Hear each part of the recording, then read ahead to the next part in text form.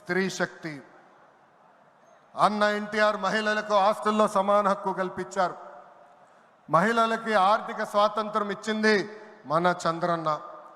గత ప్రభుత్వంలో శాసనసభ సాక్షిగా తల్లిల్ని అవమానించారు.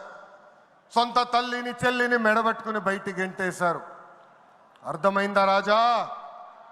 అర్థమైందా రాజా? ఉద్యోగ ఉపాధి అవకాశాల్లో మహిళలకు రిజర్వేషన్, మహిళలకు విశ్వవిద్యాలయాలు, దీపం పథకం ఇచ్చింది తెలుగుదేశం.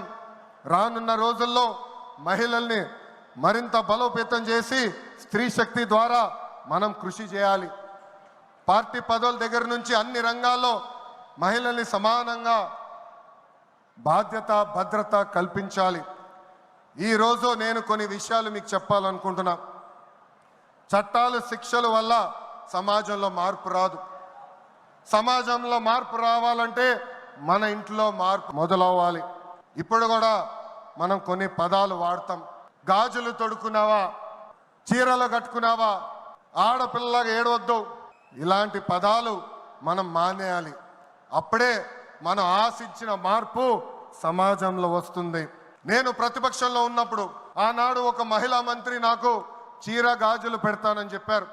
ఆనాడే చెప్పా ఆమెకి, చీర గాజులు పంపించండి, మా అక్క చెల్లెలకు పెట్టి వాళ్ళు కాలు మొక్కి ఆశీర్వాదం తీసుకుంటానని.